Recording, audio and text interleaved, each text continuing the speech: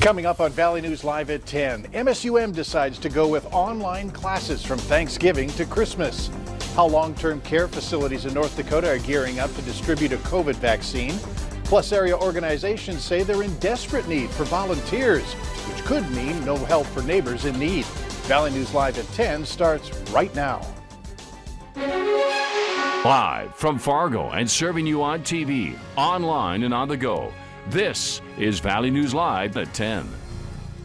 Minnesota State University Moorhead has decided to move online classes after its fall break through the end of the semester. Valley News Team's Devin Fry tells us what led to the move and if students continue to feel safe on campus as the COVID numbers rise. Students at Minnesota State University Moorhead will be taking all but a select few of their classes online following the fall break. This comes just days after the school's Student Senate passed a resolution asking the administration to move all courses that don't require specific equipment or learning environments to move online for the rest of the semester when they return from break on November 27th. We, as a Student Senate, are happy to see that we're erring on the side of caution and valuing student safety.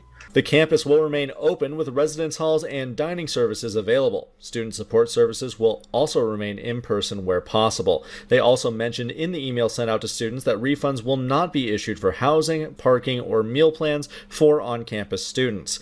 Area says that it was important to get the move to online classes approved before students made their holiday plans. Just kind of urging the university to say, hey, this isn't a decision we can make the week before. This is something that we need to not react to, but be proactive. With this most recent change in their learning format, the question remains, do students feel safe on campus? The students we talked to told us that they do, but they also told us that they prefer classes to be in person, but understand the move to online. And there's only about a week left after that, so it's not like it's changing too much for those classes. I would prefer to be in person because I learn way better in person. Yeah. Safety-wise, I get it, but I'd rather be in person. Mm-hmm. We have a safe campus. Our students, I can't speak for all students, but I know I feel relatively safe in the classroom, and I know lots of other students feel safe. Reporting from Moorhead, Devin Fry, Valley News Live. The Student Council has not ruled out pursuing another push to move campus online in the future, again depending on COVID numbers. The coronavirus is taking its toll on businesses as many here in the FM area have been forced to close. Rustica, which is off of Main in Moorhead, has closed its doors. Panda Express on 45th Street South in Fargo, as well as Starbucks on both 32nd and 52nd are closed. These are just some of the recent closures. Some other closures opting to close down for longer periods of time, like the lounge and the restaurant at Hotel Donaldson. This comes as Mayor Tim Mahoney says the city's mask mandate is making a dent, citing a drop in recent cases. As COVID-19 cases continue to climb in Minnesota, Governor Tim Walz paid a visit to Moorhead to talk about controlling those numbers. The governor heard from a local firefighter who said he is forever impacted by the virus. I'm still having residual effects in my right lung. So what happens if I could just say a theoretical if it doesn't come back? Potentially, I won't be fit for duty, and I could eventually lose my job. Governor Walz says stories like that are why he's fighting for a second stimulus package. He also said Minnesotans can expect advanced testing efforts soon.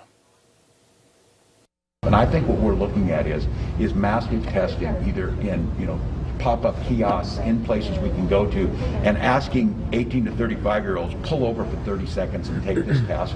It's really easy, and we get a result instantly. That one we get in 15 minutes, and we can start to break this. And so I think like I said, we're talking hundreds of thousands of tests. Governor Walz says he believes this is the best way to slow the spread of coronavirus. Long-term care facilities in North Dakota are preparing to receive a COVID-19 vaccine.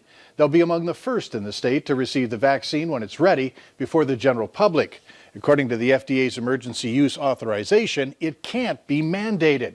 Now that means long-term care residents can choose whether or not to receive one. Due to North Dakota's lack of many chain pharmacies, the state is considering contracting with independent pharmacies. We have a private pharmacy in-house that rents space in our building. Rather than us trying to work through a different pharmacy that we don't have a relationship with and doesn't know our residents, we have the opportunity to have Valley View Pharmacy be our distributor of the future COVID vaccine. The plan says that vaccines will be provided at no cost. However, providers can change a limited administration fee. Patients unable to pay can submit a claim for reimbursement. State lawmakers have approved the reallocation of $221 million in unspent CARES Act money. The funds were turned back from state agencies that couldn't spend all of their money by the December 30th deadline. But some Democratic lawmakers were still reluctant, hung up on a $16 million Industrial Commission reallocation to oil companies. While I certainly understand the math works out to help with additional revenue down the future, we have a crisis on our hands now. Yes. The majority of the lawmakers voted with a sense of urgency. They say moving the funds to agencies that are in need and can spend the money by the deadline is essential. A man and woman are recovering after they say they were stabbed by the man's ex-girlfriend. It happened in the 2000 block of Whitting Road Northwest in Beltrami County. Both victims were taken to the ER at Sanford Bemidji. Police arrested 34-year-old Kathleen Martin near the home. They say she had taken off in her vehicle. Martin was arrested for first-degree burglary and second-degree assault. She's being held in the Beltrami County Jail.